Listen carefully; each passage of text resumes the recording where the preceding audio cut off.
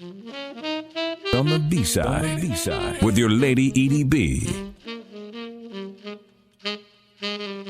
Greetings, everyone. I'm your lady, Edie B, and this afternoon we're on the B-side with pianist, organist, Steinway artist, Mr. Ben Paterson.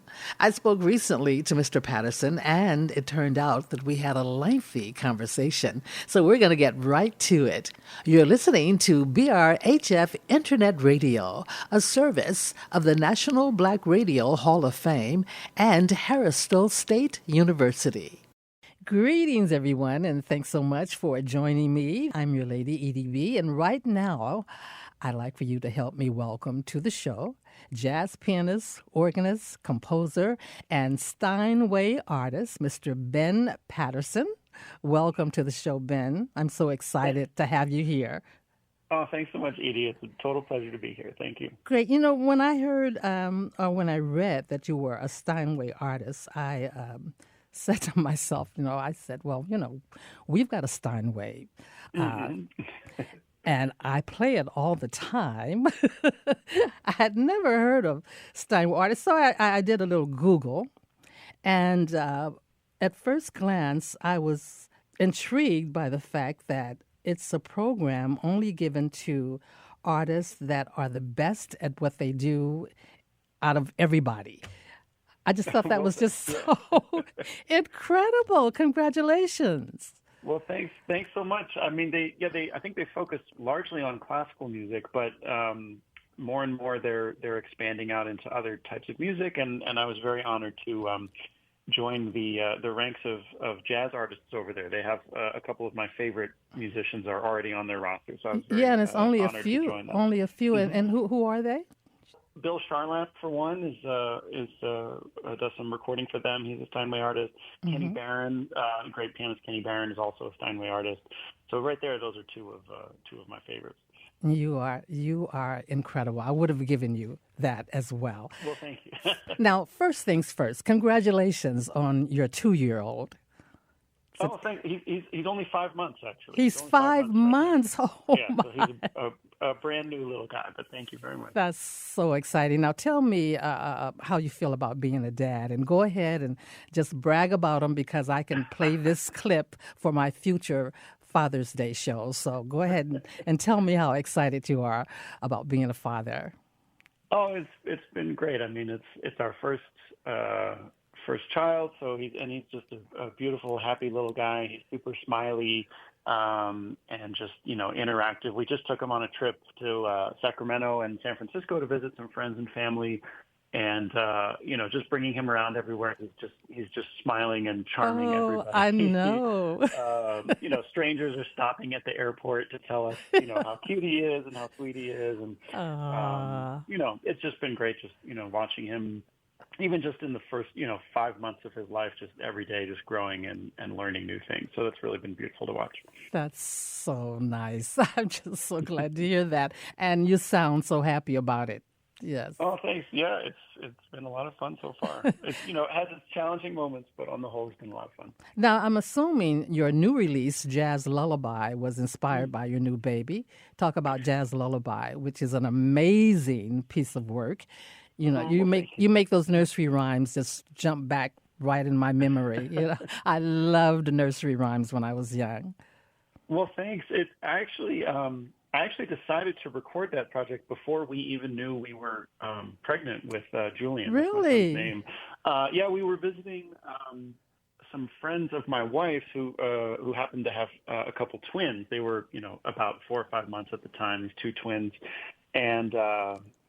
and she would put on some of my music for them when they were hanging out and relaxing or when they were going to bed.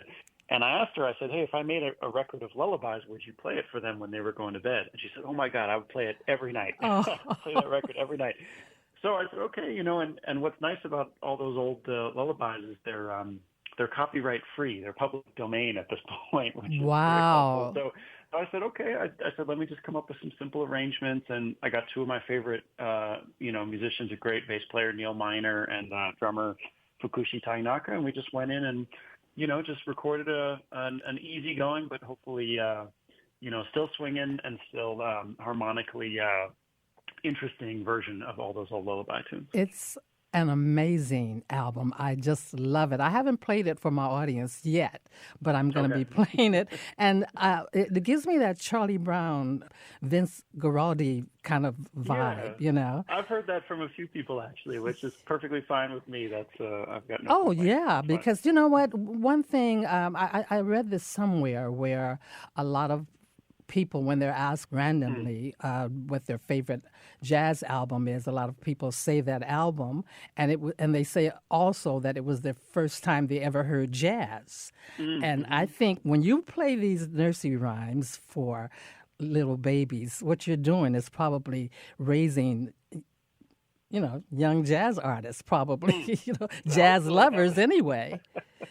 Yeah, I absolutely hope that it gives, you know, young kids and babies a chance to hear some of this stuff and experience, you know, swing Yeah. and jazz for the first time. And I'm also hoping that, you know, parents can play it over and over again without driving themselves crazy. 'Cause a lot of kids' music is is designed for the kids, but definitely not for the parents. Ladies and gentlemen, it is so soothing. It's a beautiful, beautiful album. I was just blown away by it.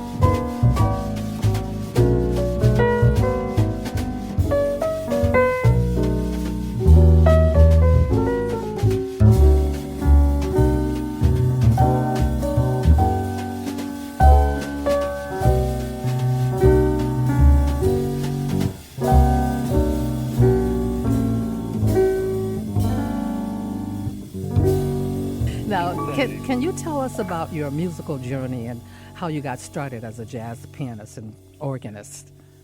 Sure. So I grew up in Philadelphia, and I started, like a lot of people, as a classical pianist. My parents had me taking classical lessons from about age 6. And I did play classical music up through the end of high school. But, you know, around age 14, 15, I started to discover jazz and blues. I found people like Oscar Peterson and Art Tatum and Bill Evans. And that style and that sound and just the idea of improvising and, you know, not playing a song the exact same way every time just really appealed to me. And around Philadelphia, I started playing behind some singers. In fact, my stepmom sang some jazz tunes in sort of some local Philadelphia cabaret stuff. And so through her and her friends, I started basically learning standards and backing up different vocalists. And to be honest, that's really been kind of where my career started, was playing for singers. It's something I've always enjoyed doing. I took a few years of jazz lessons with some great teachers around Philly. And then basically I moved to Chicago for college and just started going out to jam sessions in Chicago, and just sort of built my career from there. I never went to formal music school. I never went to conservatory or anything. But I like to say that my university really in Chicago was, I spent 6 years playing with this a great tenor player, Von Freeman. He's a National Endowment for the Arts, NEA jazz master, Von Freeman. And I was his pianist for about 6 years, from when I was 23 to 29, and he was 83 to 89. Wow. And, he really gave me an old school jazz education where we never had charts for any of the songs. He never told me what key any of the songs were going to be in. He just started playing, and I basically had to sink or swim. I had to use my ears and figure it out, or I was going to look like a fool up on the Wow. Now that's, that's amazing. Now that is really paying your dues there. Absolutely. And that's really, if you talk to some of the older guard in jazz before jazz education became such a big thing, that's how they all learned. They had an older mentor like that who kind of showed them the ropes and taught them the tunes and helped them develop their ear. And I'm very, very grateful that I was basically able to go to the University of Von Freeman. Why don't you tell our audience about your online work? You teach a lot of classes and do a lot of online stuff. Talk about that. Well, during COVID, when there were no live gigs happening, I started trying to find a way that I could still keep playing, and keep reaching people. So I started doing online stuff. I started doing live streams, once or twice a week. And I started teaching online lessons through Zoom. Everybody figured out how to use Zoom. So let's try and do some lessons. And both of those things I still continue to do. I actually just sent out an email to my mailing list about a live stream I'm going to do later this week. So I do that, and then I do teach lessons on Zoom. And then I also have a Patreon channel where I kind of do sort of mini lessons or song analyses, and I take requests and try to sort of demonstrate how I go about approaching different tunes. So yeah, I've tried to do more and more online stuff because that's just sort of the way the world is moving. What sparks your creativity? What excites you? Well, I mean, when I'm listening to a fellow musician, or I'm listening to whether it's a recording or hearing someone live, and I hear just a little piece of harmony or a little piece of solo. And it just has that sort of little magic to it, where you hear a certain sound, and I say, "Man, what was that? Where did he pull that from?" And then I try to go and sort it out, and then incorporate it into my own playing. And whatever I play, I try to make sure that it has a solid groove and that it has a good melody. Those are the two things that I always want to have happening in my playing. Fascinating. You played. You've played in various settings. You played in large clubs, and you've played in small settings. And how does atmosphere blend into your performance? Yeah, well, that's a good question. I think as musicians and as performers, we respond to the energy that we get from the crowd or from the room. So if we're in a small, Greenwich Village, New York basement jazz club that seats, 40 people or 50 people, we're going to play a certain way. And then if we're playing, years ago, I got to do a tour with a great guitar player, Bobby Broom, and we were opening for Steely Dan, and we played at the Forum in LA where the Lakers used to play, and it was a crowd of about 15,000 people. And that's a very different feeling when you're playing in front of 15,000 people. But I always say that we can take whatever energy we get and we can use it. So if it's a small room and there's only 30, 40 people in there, if those 30 or 40 people are really focused on what we're playing and they're connecting with us and they're giving us their attention and they're giving us that energy, that's all we really need. We can take that and we can create something with that, just as we would, if we had 15,000 people focused in on it. And I like how you keep saying we, because I think you realize that you're not alone. You've got other folk but then sometimes you are alone because you do a great solo too. And you're a great singer as well. Well, thanks. I've started incorporating that more and more recently too. Largely because I work with so many singers, I know all these tunes. You know, I know the lyrics to probably hundreds of standards. And I love, the story. I love singing because it allows you to communicate and connect with an audience in a different way by using those lyrics to tell a story. And I've often wondered this about musicians who sing. Because it seems like musicians who sing, they just sing anyway. It's like they don't care. You have singers who sing. That's what they do, right? So it's a different kind of vibe. But musicians who sing, they're going to sing anyway. They don't care if you like the way they sing. Oh, no. Well, I was going to say, we want to bring the best. I want to sing the best that I can, of course, and I take vocal lessons and try to make that as strong as I can. But maybe, I don't know, it's a different approach, maybe because I already, we have the piano playing, or I'm up there playing piano. I know that I already have that, and maybe I don't feel the need to impress as much with my vocalizations. If I can tell the story, and that's all I'm really trying to do is tell the story and sing a pretty melody.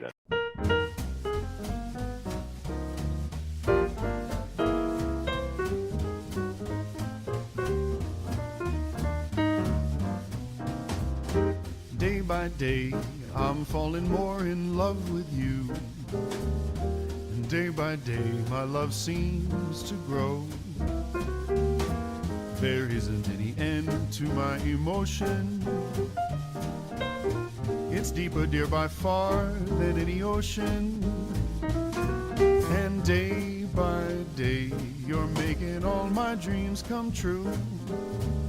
So come what may, I want you to know I'm yours alone, and I'm in love to stay as we go through the years, day by day.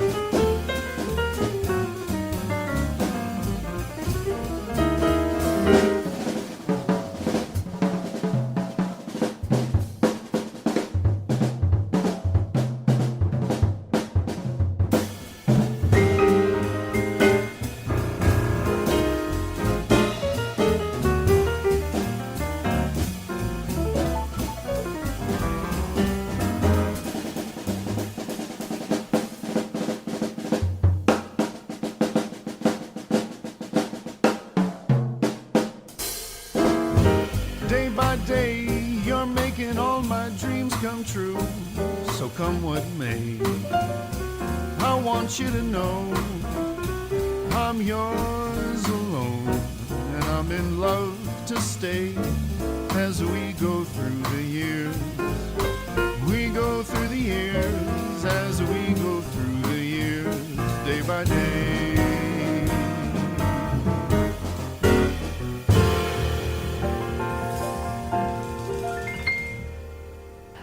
As far as performing, I love your recordings. And are you more comfortable doing live recordings as you are doing live sets? I think so. I mean, I'm trying to think what live recordings I've done. I did, well, there's an organ trio record I did called Live at Van Gelder's, which was a very special, where that was really cool because we did it at the Van Gelder recording studio, which is this very famous studio in New Jersey where a lot of the classic Blue Note records were recorded. And the producer, my friend Corey Weeds, who has a record label, Cellar Live, out of Vancouver, he somehow convinced the people who run the Van Gelder studio to let him bring a 40-person audience into the studio.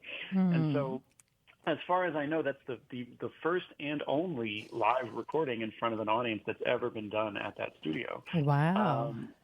And recording things live is fun. It takes, jazz is primarily an art form that's meant to be performed live in front of an audience. And when you have that audience there, you want to reach out, you want to play for them, and you can't get as picky about your recording. When you're in the studio, it's easy to kind of go back and say, well, I didn't do that last bit 100% perfect, so I'm going to go back and fix it.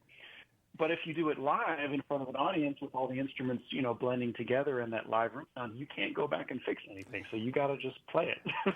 But like I said, as long as you have sort of that core group of people that's with you, you can make it work. It's funny listening to some of these older records from the 60s. Like Oscar Peterson has a great record called Live in Chicago, the trio Live in Chicago. And, and it was at this place called the London House, which was a famous club in Chicago at the time. And, I think in looking back in retrospect, we all assume it was, Oscar Peterson playing at the London House. Of course, that place must have been whisper quiet with, everyone in rapt attention at the trio. But actually, you hear Oscar tell stories about it, and he said that place was super noisy, and there was silverware and plates clanking. And at one point during a ballad, you can hear one audience member shushing the rest of the place. So, jazz musicians have been dealing with this for many years. Yeah.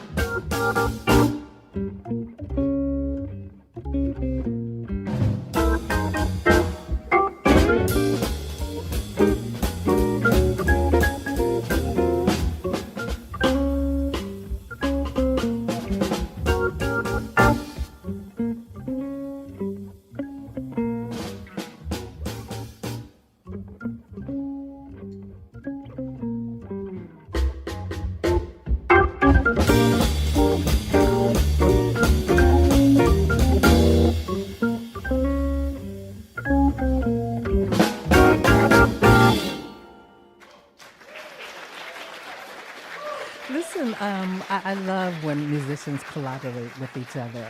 And I want to know how did you and Miss Samara Joy end up collaborating together? I think you're beautiful together. Just let me know how that happened. So actually, she went to SUNY Purchase. That's where she ended up going to school. Mm-hmm. And one of her good friends there was a guitar player from Russia, a guy named Leonid Morozov. And Leonid was just a fan of mine. He knew of me through my YouTube videos. He'd seen me playing around New York. He'd heard me back up various singers. And I think he went to Samara, and he said, hey, you should try out this guy, Ben Paterson. I think you guys would be a good fit.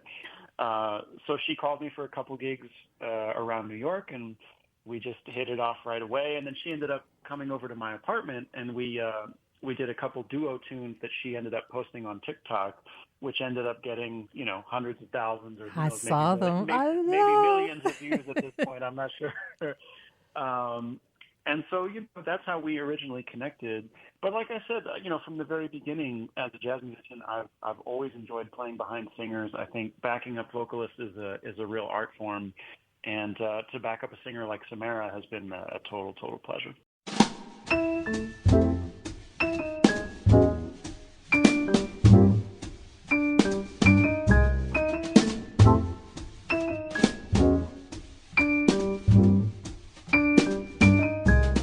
Can't get out of this mood, can't get over this feeling, just can't get out of this mood. Last night your lips were too appealing, and the thrill should have been all gone by today, in the usual way. But it's only your arms I'm out of. Can't get out of this dream. What a fool to dream of you. 'Twasn't part of my scheme to sigh and tell you that I love you. But I'm saying it and I'm playing it dumb. Can't get out of this mood. Heartbreak, here I come.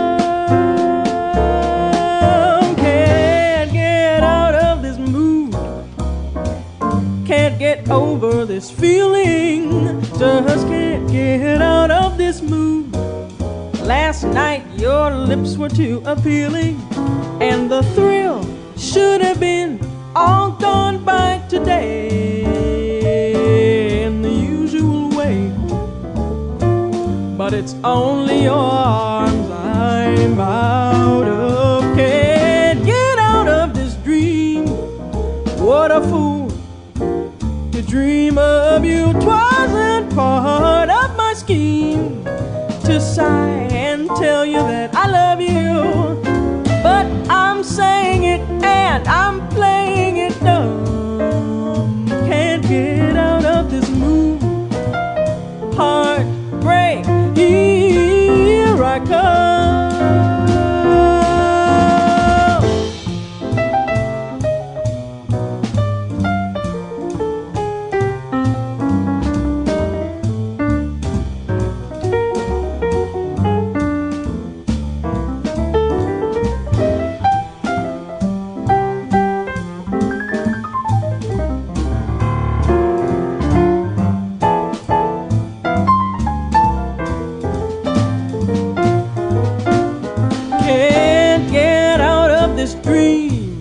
What a fool to dream of you. 'Twasn't part of my scheme to sigh and tell you that I love you.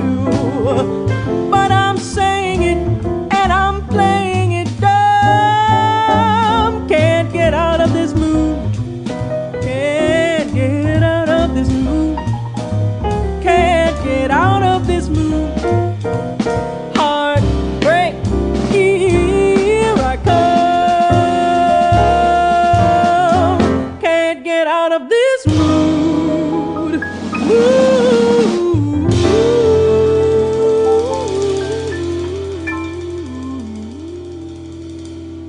I was there in here in St. Louis when you came to Jazz St. Louis, and a friend of mine told me about you, and I already knew about you because what is that Essential Elements Oh CD? yeah, that's a record of mine. Yeah, from about 10 years ago. I was looking for some Stevie Wonder jazz, and I ran across your music, and I loved it right away, and I started playing with.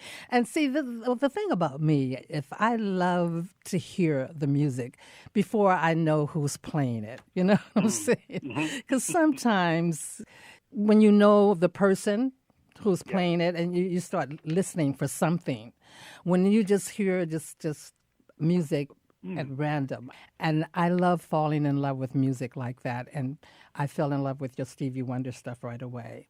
And my friend, Mr. Carilli, was telling me about you. And I was told him I was going to go to see Samara Joy. And he says, well, say hi to Ben Paterson for me, you know. And little did I know, when we took our seats in the club, I'm sitting right in front of the piano, the Steinway. That's right. I remember that now. Yeah. This beautiful Steinway piano. So I took a picture. I says, "Look at where I'm sitting." And they brought that Steinway in just for that week. I think, just for us. It's just sitting there shining, looking so beautiful. Oh, yeah. I mean, I could reach out and touch. You know? That's right. I remember you were right there, and it's fun to have audience members that close. Because you can really see their reactions. You can feel the response to what you play.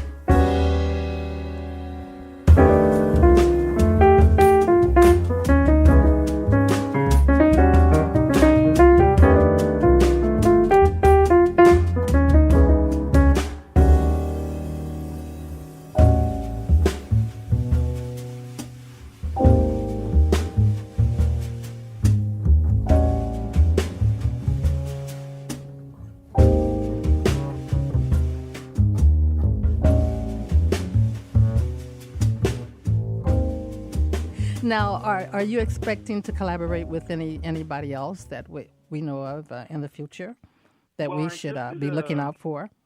I just did a gig about a few weeks ago up in Toronto with another great vocalist, Catherine Russell. Oh, God, yes. Was also at Jazz St. Louis not too long ago. And that was the first time we played together, but hopefully some more things pop up. Right now, my schedule is a little up in the air because, we're moving around with the baby and trying to figure out where we're going to land, where we're going to end up.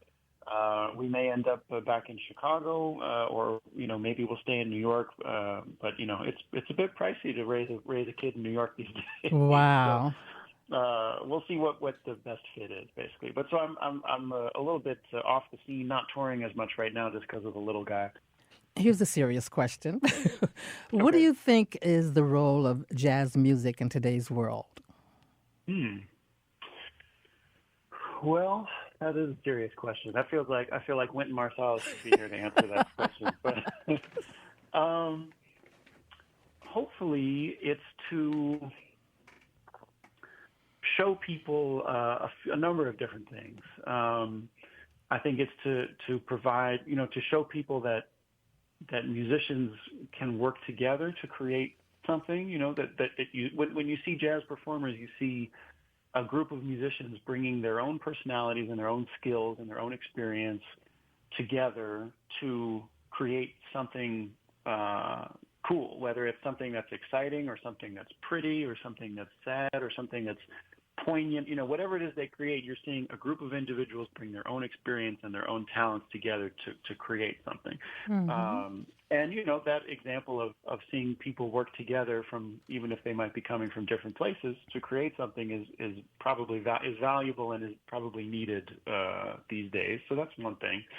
And then two, I think, jazz, it can just express such a range of humanity, right? It can be beauty. It can be incredibly beautiful. It can be super swinging. It can be crazy, chaotic, free jazz. It can be, so many different things. And I think hearing all of those different possibilities, hopefully, brings something important to society rather than just hearing computer-generated, dance, trance music. I so agree. Something like that, to see people create something together and that huge range of possibility. I think that's important for people to see. How do you envision your own legacy? How would you like people to remember you in this world of jazz? That's tough. I mean, I maybe I don't think enough about that kind of thing. But again, I just try to play the music I like, and I try to make sure it has a good groove that makes people's toes go up and down, and it has something, and it has a pretty melody that brings absolutely out some emotion in them. So I think, I don't know, at the very least, I just try to be honest in what I play, and I try to play music that I like, and I try to play music that I am inspired by and that I believe in. So if I would be remembered for anything, I guess I hope people would remember me as someone who was an honest musician and played, didn't try to play gimmicky or that tried to play the music that I genuinely love.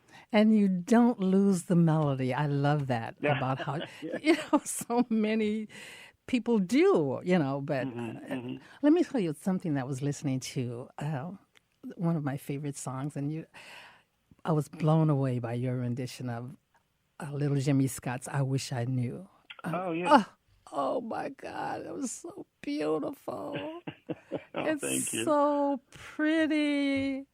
I like, musicians that combine the hip stuff with the pretty stuff. Yeah. I think I've been working a lot these days on Barry Harris kind of concepts. And Barry Harris is a bebop guy, but he also kept all this beautiful, pretty harmony in there too at the same time. Or you think about someone like Coltrane, playing those ballads with Johnny Hartman or with Duke Ellington. He was able to have that poignancy and that hipness and that little bit of dissonance, but super pretty and compelling at the same time. I'm so glad to hear you say that, because that is so important. It's so important. That's why you're so good. I can just feel that you know what you're doing. We are in good hands when you're behind the Stienway.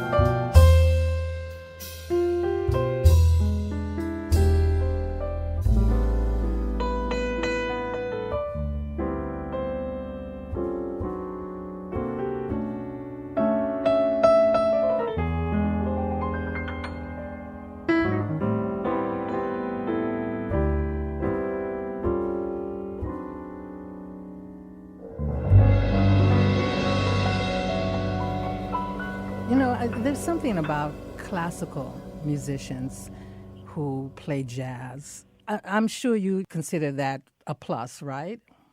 Your classical background playing jazz and blues, because you do both of those. Yeah, of course the classical training pretty much helps with everything, certainly with technique, and then it really taught me a lot of the foundation of the instrument, how to get around the instrument, what the scales are. Jazz makes use and blues makes use of all of that same stuff. You just then have some extra things you need to learn, both theory-wise and then just to get into your ear. So for sure, I'm very happy with that. I had that classical training. It gave me a ton of advantages. I think what's important was I was able to do that classical training without getting sort of the fear of screwing up or playing something wrong. I remember when I was starting to learn jazz, I would go to some of my fellow classical students and I would say, hey, I learned this thing about how to improvise, and I would say, try this out or check this out. And they would say, yeah, but how do you know what to play? And I say, well, you learn this scale or you learn this chord, and then you try things out, you experiment. And they wouldn't do it. They were afraid. Yeah, they were afraid to play a wrong note, and that's amazing. I had good teachers that were able to teach me that classical stuff, but not make me scared of making a mistake. Didn't Miles say something about a wrong note? He said something really clever about a wrong note that I can't think of.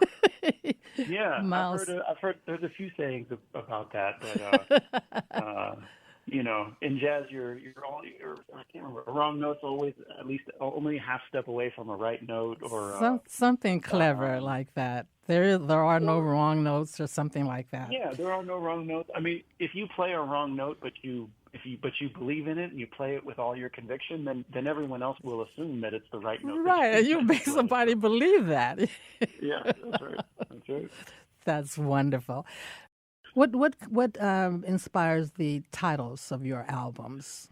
That's the hardest part, is always coming up with a title. And I think it's a weird process every time trying to come up. It's probably like, how do you name your children? You come up with an idea. You just come up with some ideas and then you pick one. But I guess they try to have a little bit of a logic to it. Like Breathing Space, I think I was kind of trying to focus on playing a piano trio record that left some space, that wasn't just completely full of endless notes. And Essential Elements, I can't remember. I was probably trying to, in my mind, I was thinking, these the essential elements are blues and swing and something else, and I'm just going to throw these together. So sometimes it's easy, sometimes it's hard.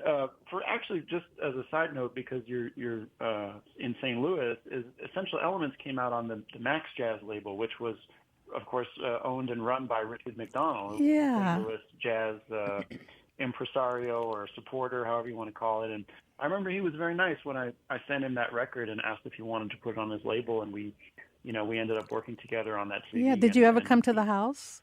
To the house, but I met him in Chicago a few times when he was traveling through Chicago, and wow. maybe once in New York too. And he was, he really he knew how to pick them. On that. Yeah, I guess so. Well, and even artists who became very well respected and were well known, like Mulgrew Miller and people like that. They weren't necessarily all that widely recorded. And there's some of for Mulgrew, for example, some of his best work that we're now lucky to have is on the Max Jazz label, because Richard, decided to do those records. Amazing. Yeah. I was so sad when he passed away, because I just thought the future of that record label was just going to take off, Yeah. Well, their catalog now, I think, is part of the Mac Avenue catalog. So they're still okay. Still in circulation, but yeah, I don't think there will be any Max Jazz albums, unfortunately. Listen, you're given a round-trip ticket to heaven. You have only 3 hours to spend with any 3 musical people you wish.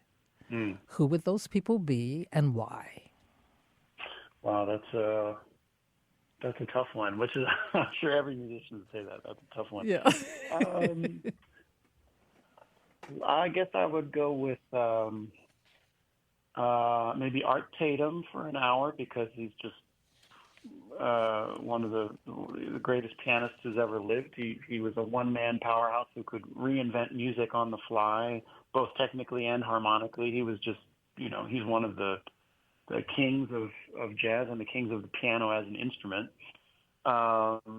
Ray Charles, I would love to spend some time with Ray Charles, because he, was able to capture just an incredible amount of feeling and blend jazz with things like with soul and with gospel and blues and throw all of that together, which is, really my favorite stuff. And he was able to just put so much emotion and just soul into everything. And who would be my third? Well, you really got me on the spot here. I mean, it's a bit cliche, but somebody like Louis Armstrong or Charlie Parker. I mean, there's so many other greats you could throw in there. Mm-hmm.